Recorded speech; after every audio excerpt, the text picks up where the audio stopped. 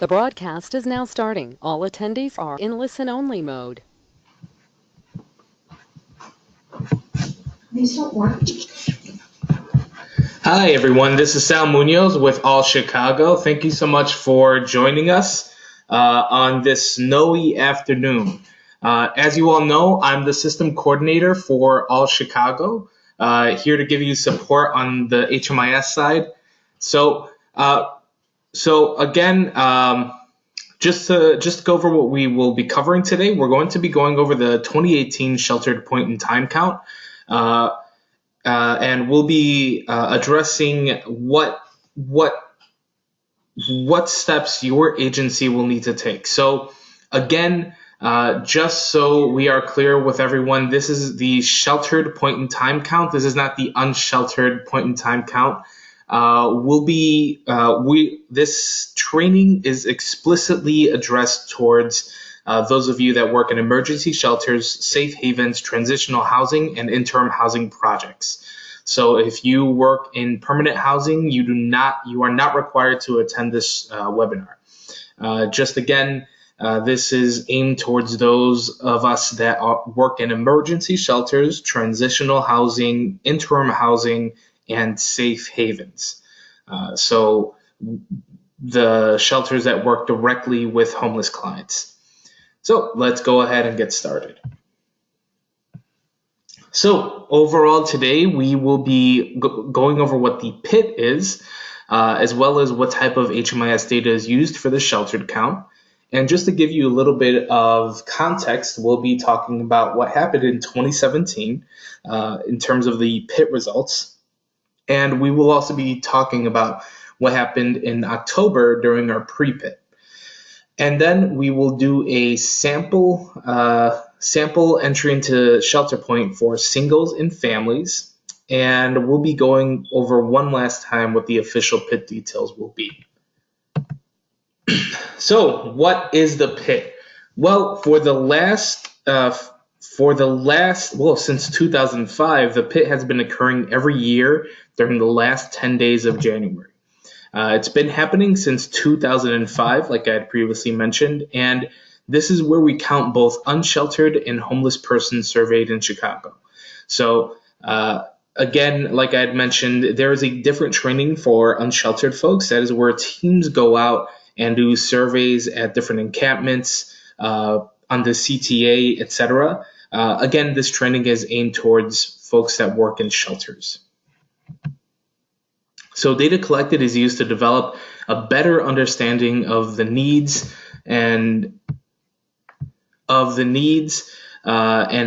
the allocation of resources. So we really use this point in time count as a snapshot to let us know what we need to do in order to help solve to help folks experiencing homelessness and how to pull them out of that. So it helps us allocate resources and determine what the next best steps are, and it helps us sort of keep track of the differing demographics year to year. And so once more, this training is aimed at shelters. If you're a permanent housing organization or your services only organization, it's nice if you want to stay, but it is not necessary. So let's go over what will happen the night of the PIT and what the expectations are for shelters. So projects will be taking both a paper tally and a paper tally of clients, and you will also have your HMIS ShelterPoint data for that night as well. So HMIS data must be reflective of who's staying that night by midnight. And the best way to remember this is number of clients on tally sheets should equal the number of clients in HMIS ShelterPoint. So once you review your ShelterPoint list, the number of clients on that ShelterPoint list should be exactly the number of tally sheets that you have filled out. So just remember that for that night. This is a very critical piece of information. The number of clients on the tally sheet should be matching the number of clients in HMIS ShelterPoint. And one thing that I forgot to mention in regards to housekeeping, for those of you that have joined with us, please use the question function to ask any questions. I will not be checking the chat function. I will not be unmuting people or answering raised hands. I'm going to be exclusively using the question function, and you can find a printout of these handout of these slides in the handout section on your GoToWebinar navigation bar. But back to the PowerPoint. So again, the number of clients on tally sheet should equal the number of clients in HMIS ShelterPoint. If you notice a difference, that is your biggest factor. That's probably the biggest indicator to you that something is wrong, and it is likely in your HMIS ShelterPoint. So the thought process that we have is that the tallies, since they are done live and they're done every day, we are assuming that they are the most accurate thing, the most accurate data point that you'll be able to provide to clients. So if it's the most accurate thing, then your HMIS ShelterPoint should be matching that. But we know that sometimes folks leave clients that have exited the program in their ShelterPoint list. They forget to exit them from there. So be wary of that. If you see that your tally list is far less than what is in your ShelterPoint, that likely means that you're going to have to exit clients from your ShelterPoint. Or if your tally sheet is far greater than clients in your ShelterPoint list, then that likely means that you need to add clients to your bed list in ShelterPoint.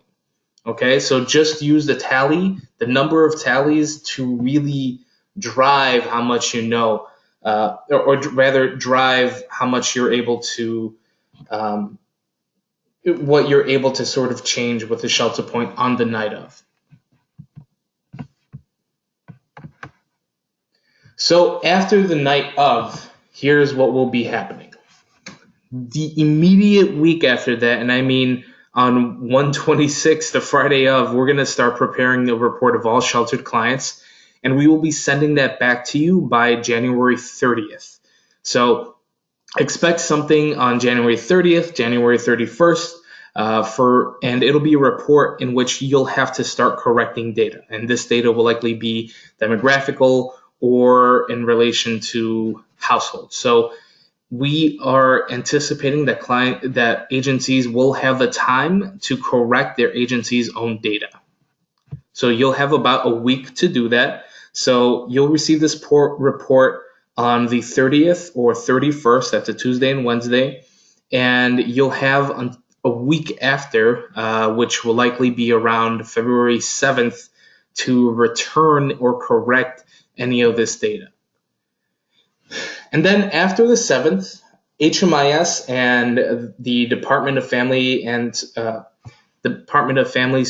Social Service will compare the totals. So we're going to be comparing what happened in the tally and in ShelterPoint. So the HMIS team and DFSS will start to compare the totals, project by project. So that means by your agency's project. And then shortly after that, and this will occur sometime in late February, mid to late February, the HMIS team will hand over a report to third-party researchers. And this year we are handing that report over to the Voorhees Center, where they will begin to analyze the data. So the researcher prepares the data for submission to HUD. They clean it up. They look at any issues that is potentially in the data. And then from there, we submit that data to HUD, and that'll occur sometime in the spring.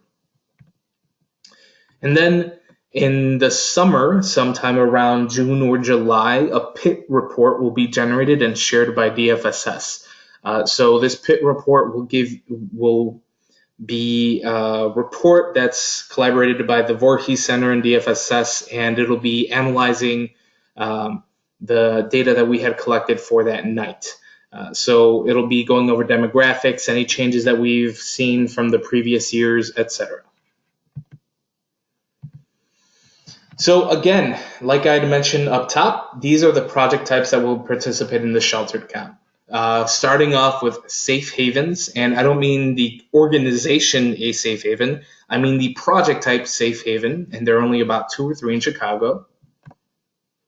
And we will also be, and transitional housing projects will also be participating in the PIT, as well as emergency shelters and interim housing projects. Now, there's been a move for interim housing projects, as you all may know. Interim housing projects are a Chicago project types. It's not recognized by HMIS federal partners like HUD.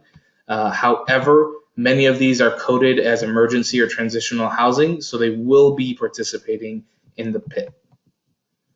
And if you're not sure what your project type is, or you think you're interim but you don't know federally what you're recognized as, then we have a link and a little tool for you to be able to look at. It's a spreadsheet that you can browse through, and it'll tell you what your project type is on the city level and on a federal level. So let's go over the HMIS data that will be used for the sheltered count.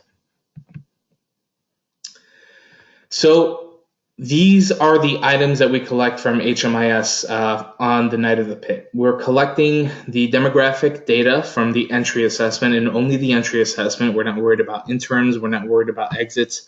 Only the entry assessment. We're looking for the date of birth, race, ethnicity, gender, veteran status, disabilities, and chronic homelessness. So for those of you that are familiar with the HUD CoC entry assessment, then it's that essentially that entire top part before we get into the sub-assessments. And there's a picture of what I'm talking about to the right of the program, or to the right of the slide. And we will also be collecting ShelterPoint data, and that's essentially asking for all sheltered clients to be entered into a bed to be counted. I know that some agencies might not use ShelterPoint, or they use ShelterPoint only when they're required to, like the night of the PIT. So please ensure that someone at your agency reviews ShelterPoint to see whether or not you have clients that should not be there, or that have long left. We know that some agencies don't use ShelterPoint on a day-to-day basis, and that's fine. But you just have to ensure that your ShelterPoint this time around by January 25th is up to date as much as it possibly can be. So I'd like to get into a little bit of what results we found in the 2017 PIT. But before I even get into that, I just want to talk a little bit about the history.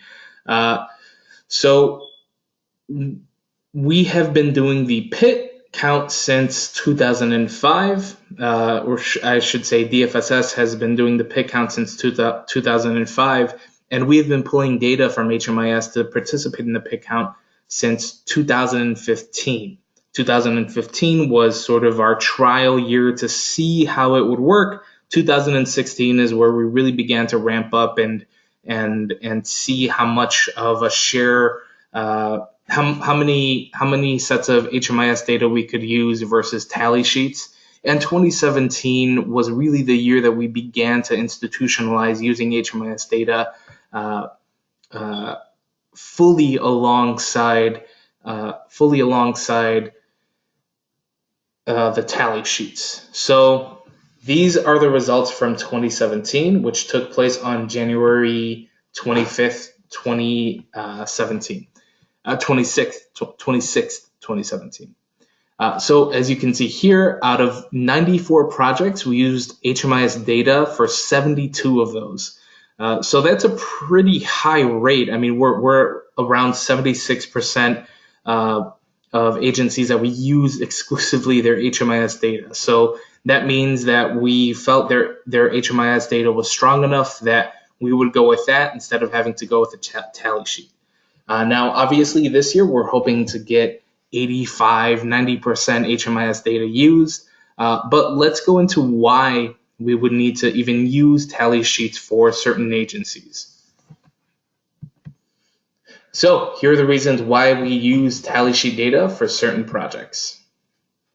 And so these fall into a few major categories. One is demographic discrepancy, where the sheltered clients didn't match the target population based on gender. So some agencies will have for example, a men's transitional project or a women's transitional project, and it's explicitly for men or women, and some of the folks that have enrolled are men or women. So it's if you have a man in a women's transitional project or a woman in a man's transitional project. Now, if your client is transgendered or there are real reasons outside of just a demographic or outside of a data entry mistake, we can talk through that. If your client is considered transgendered, then that will not cause an issue. We'll just confirm that with you and carry on. However, they would need to have the trans or gender non-conforming option selected for their gender, as opposed to just reflecting male, female when selecting their when they identify their gender. So just keep that in mind in terms of demographic discrepancies and how you may work with a population that is gender non-conforming. Did not participate. So this is if just an agency didn't participate, couldn't participate, and these are largely agencies that work with domestic violence survivors, things of that nature. And the biggest one is actually household issues. So projects that serve families entered into beds separately rather than connecting them as a household. So I'll show you what this means. It's very apparent in ShelterPoint. This means that a shelter entered, let's say if it's a family of 4, they entered that family of 4 individually into ShelterPoint instead of adding just a head of household and then attaching the other 3 dependents to that entry. So we'll show you how to get it right the first time so you don't have to keep going back and altering your data. And then we have missing demographics. It's basic demographics missing from the entry assessments where the tallies were more complete. So this should not be as big of a problem. And the reason I'm saying that is because we have an expectation that for emergency shelters, transitional housing, and interim housing projects, you are all required to enter a client into your program in HMIS within 2 days and have a complete data set for that client within 72 hours. So regardless, you should be having the full demographics, the full entry assessment in HMIS, no matter what. So just keep that in mind. That's what missing demographics really means. It's we have an expectation that you'll be able to keep up with this, since as a continuum, we've been really putting an emphasis on demographics and on data quality, completeness, and timeliness. And then, like I had mentioned, just total served. It's just it's very basic. It's just making sure that the clients on your ShelterPoint list match the number of tally sheets you have. So if you have 60 tally sheets, you should have 60 people in your ShelterPoint list. So as we have begun to institutionalize the PIT more and more, and as we have moved towards making it where we are now looking to use largely HMIS data and not necessarily do it with the tallies, but rely less on the tallies, we are instituting the pre-PIT. Now, the pre-PIT took place on October 26th, and one thing to note is that we don't have a data set to compare it with, so we did the pre-PIT, we pulled the information from ShelterPoint, we pulled the entry assessment, data quality, etc.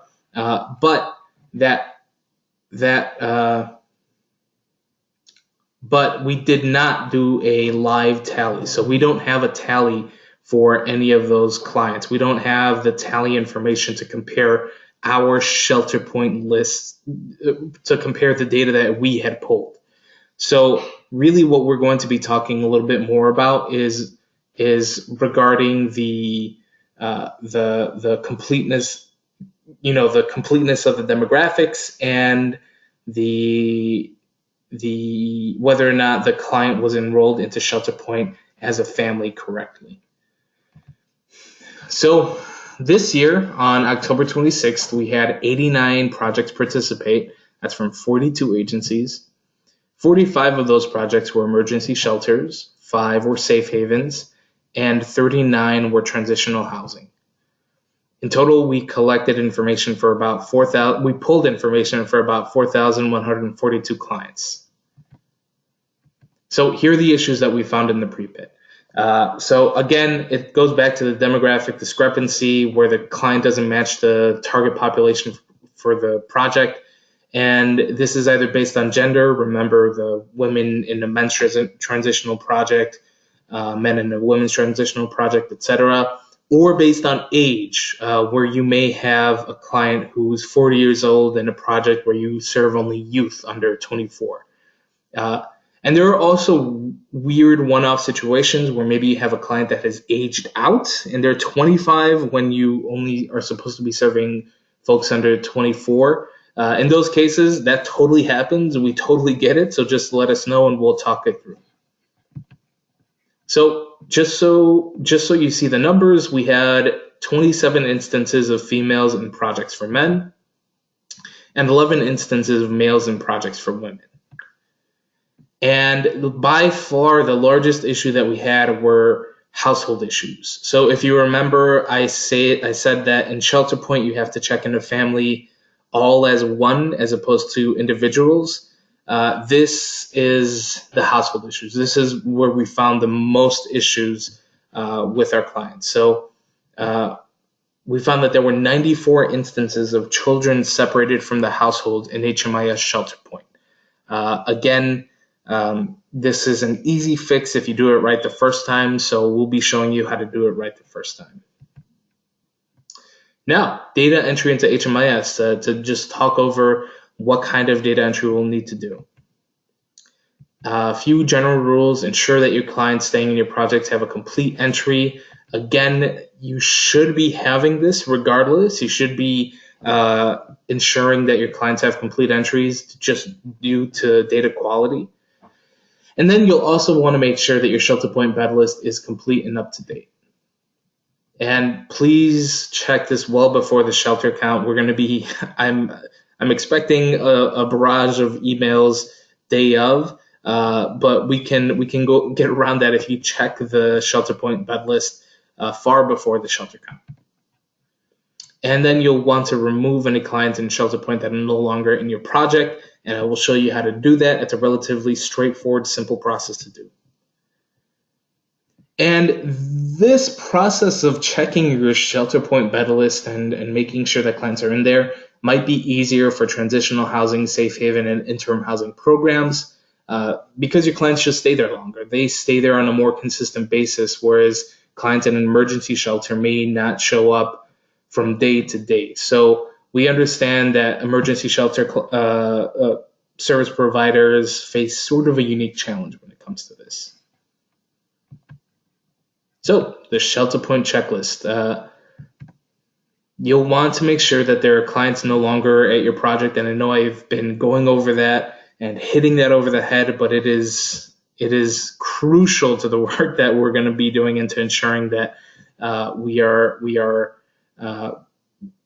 have the best data going for our project.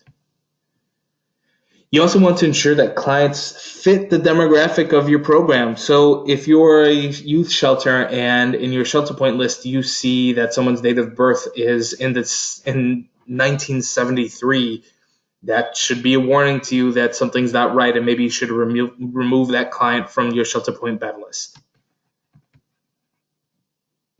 There we go.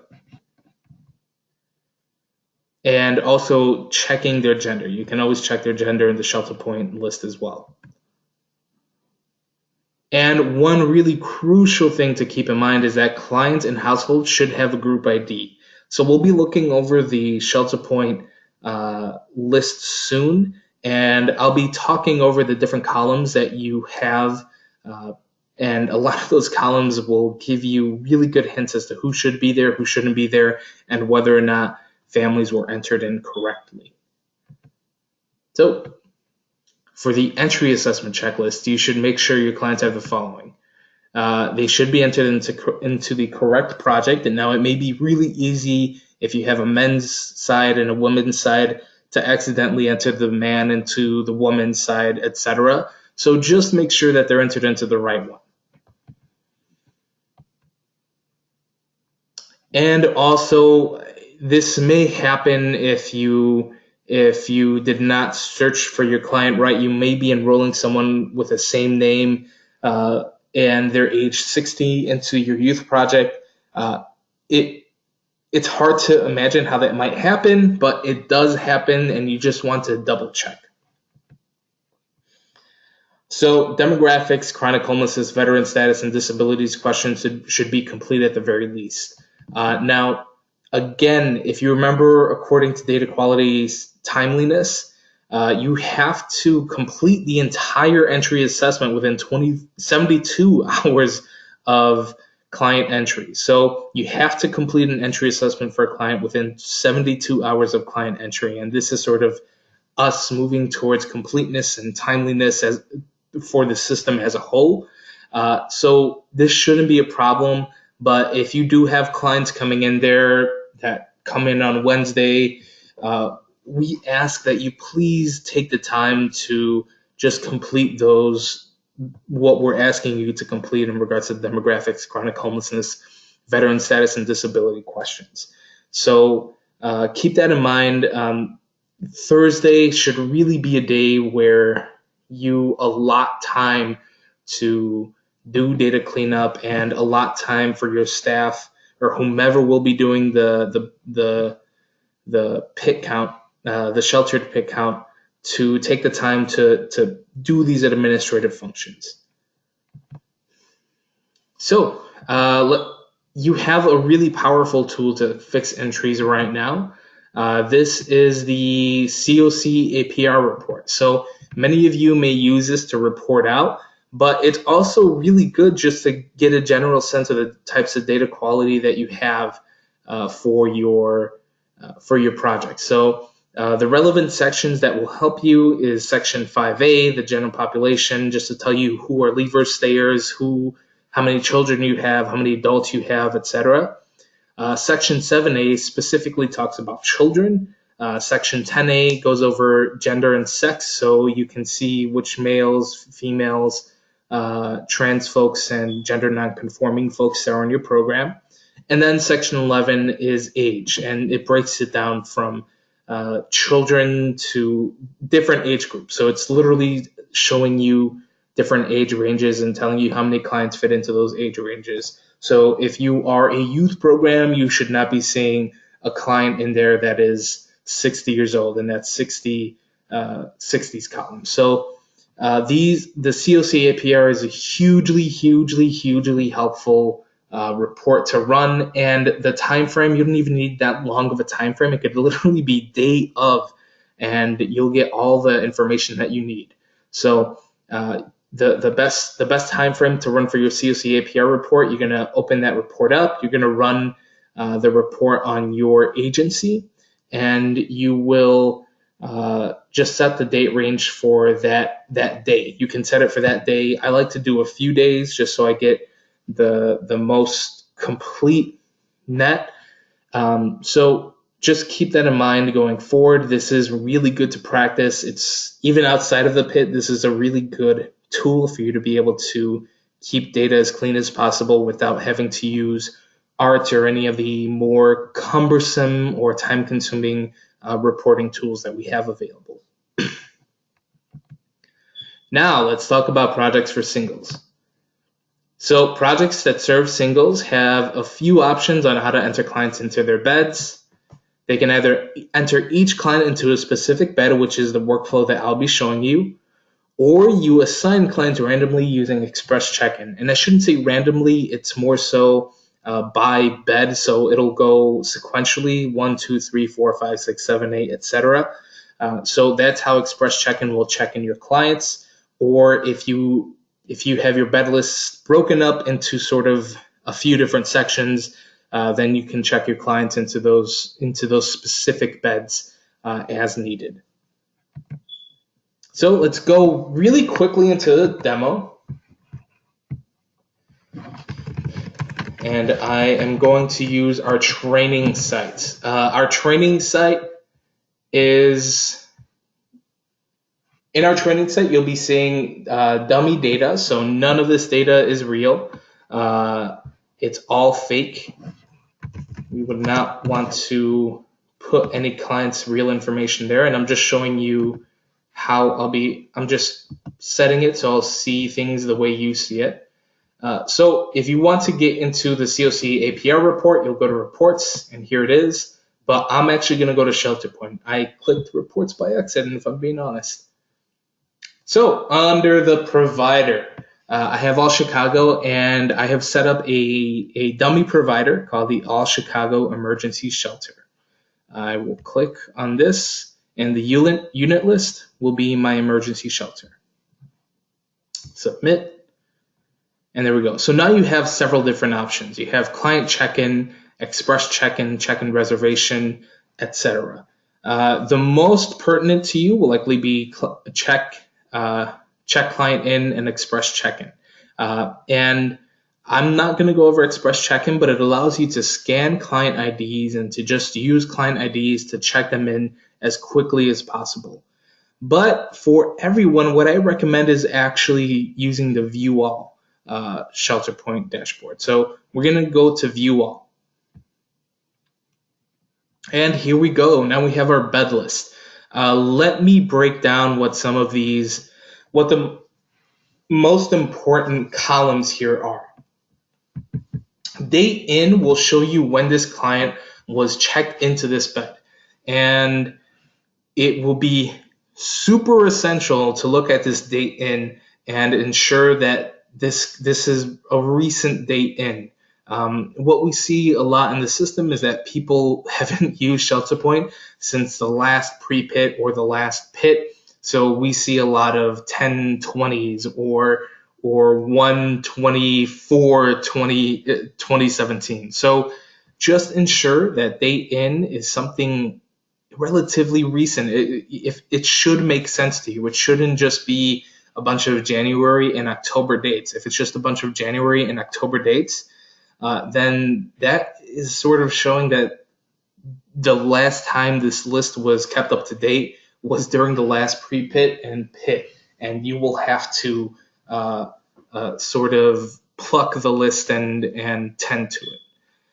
So floor, room, bed, this is just a way for you to be able to set up different rooms, set up different beds, and that can be something that we can show you later on in a different webinar. We won't worry about hold right now, but you can enter clients in either by checking them in using this green plus sign over here, or by clicking empty where the client's name is at. Date of birth is also, it's self-explanatory. It's just the date of birth of the client, and that will sort of cue you into whether or not a client is out of age for your program or not. And then we also have gender, which again, if you have the sort of program that breaks people up by male, female, this will be super important to you as well to ensure that you have the right sort of gender matchup for your program. And then group ID. I want everyone to put to memory group ID. And group ID is specifically for families or households that are comprised of 2 or more people. What we'll see, I'm going to be checking them as single right now, and they will not have a group ID. But then I will be showing you how to check in the family, and they will both have group IDs. And that's how you know a family is connected, by this group ID column right here. So outside of that, there's nothing much else that we should necessarily talk about. So let's go ahead and get into actually checking in a client. And the way I'm going to do that, I'm going to go ahead. I know I can click the empty under client, but I'll do it by clicking this check-in button on the left-hand column. So I have an ID for my client, and I'm just going to enter it under this client number. You can always search for your client up here. And so I have selected my client, and their name is Jessica Melissa Smith. This is the client's first stay. It's essentially saying this is the first time they're here. Do you want to go ahead with client check-in? Just so that we are not enrolling people who maybe shouldn't, maybe we are enrolling them by accident. So it's just asking us to double check our work. I'll say yes and continue. And then from there, you can see date in, and you can edit date in to whenever they actually came in. Again, this might cause a data quality issue, but if your client came in on December 23rd of 2017, then it's best to have that reflected on here than to have it where a client is not, to just have a client have a date in of 1/25 or 1/24/2018. So on premise, you can answer yes. That's if they're on premise. Exempt from curfew, again, that's by your agency. The unit name number, you can either leave it and it will go sequentially, or you can specifically assign a unit if you click this drop down button. And again, I did that by clicking assign unit, and I am able to select whatever I'm able to select here. So that's more specific to your agency. You can do that if you'd like. Now, let's go down, and it's always important to go ahead and actually review the rest of this. There may be some incidents for Jessica from your agency previously, and let's open up household interviews. It's only Jessica. There's no child, there's no family member. Even though it's wrongly placed here, it still won't cause much issues. So we only have Jessica Melissa Smith, and let's go ahead and click Save and Exit. And now if we go up, Jessica is now enrolled. She's now has a bed in our ShelterPoint list. So here we can see the client's name, date of birth and gender are actually, this is also a good way to know that the entry assessment isn't complete for your program. So if the entry assessment was complete, we would know that they are enrolled in here, but it is not complete. So this is how we would do a single. Now let's go and switch gears onto families, and I'll get right into it.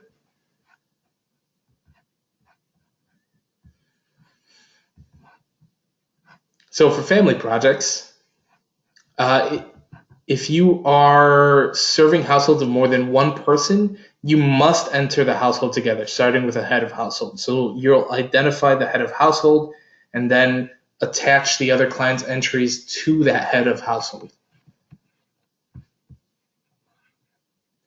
And if you are working with families or working with multi-person households, you cannot use Express Check-in. Express Check-in is only to be used for for single clients that don't have family members.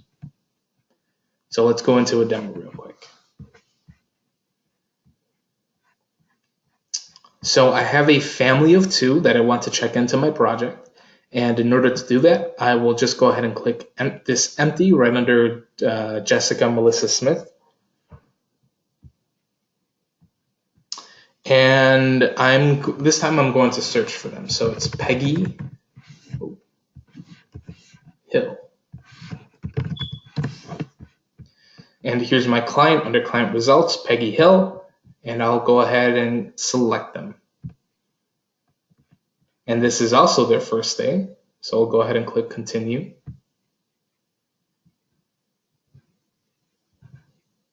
And again, I can change the date in, I can change it on premises, exempt from curfew.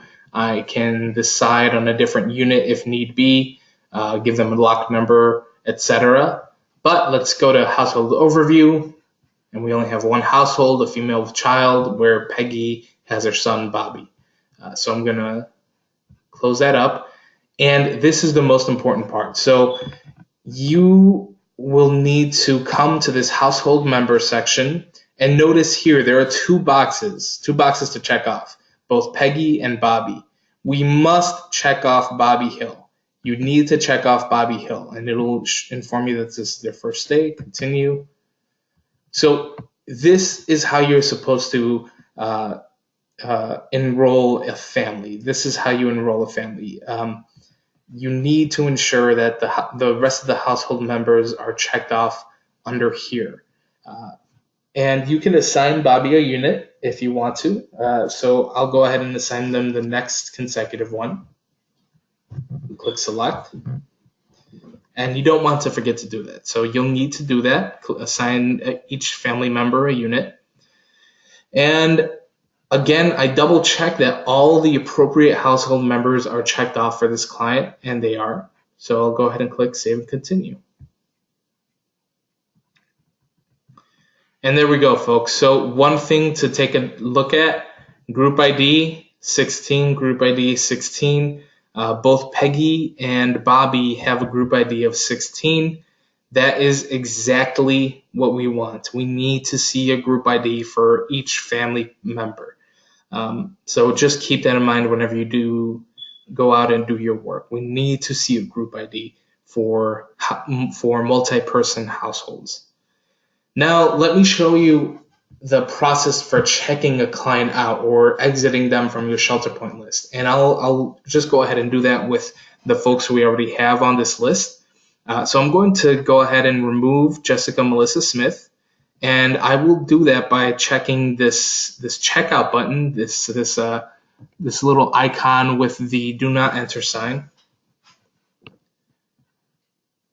And again, you can change the date out, but likely you'll be checking out the client as it is live. You can change whatever you need to change, but for me, I'm just going to go ahead and drop down and click Save and Continue. And now Jessica Melissa is gone from the program, or gone from the shelter. We would still need to exit them from our program on their ClientPoint page.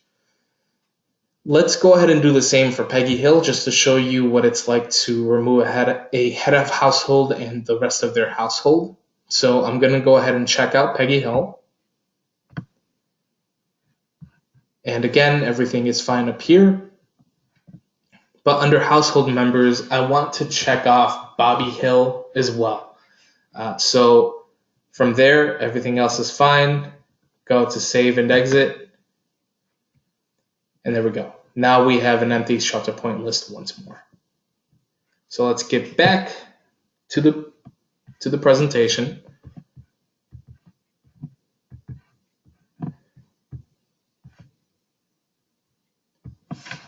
Here we go. So a few bits of info. The PIT will occur on Thursday, January 25th. You must have your HMIS data by midnight. So that includes your entry assessments and the ShelterPoint list. So again, you must have that stuff up by midnight. And the number of clients on tally sheets should equal the number of clients in HMIS ShelterPoint. So just keep these few things in mind. It's going to be occurring January 25th. Have the information in there by midnight of January 25th going into the 26th. And ensure that the number of clients on your tally sheets equals the number of clients in HMIS ShelterPoint. So, folks, that is it. Well, not sure why I did that. That's it, folks. Thanks so much for joining me. You can always shoot me an email at smunoz@allchicago.org or send our help desk an email at hmis@allchicago.org. We have future PIT webinars and in-person trainings as well that you can click through to there. There you will also find a link to previous recording of this webinar and any future training opportunities. So go ahead and check that out. And if you have any questions, I haven't seen any questions come in quite yet. I'll give you all a minute to submit any questions you may have. If not, thank you so much for joining me on this snowy day, and have a great evening. Again, I'm going to be on here for maybe another minute or so in case people have to ask questions.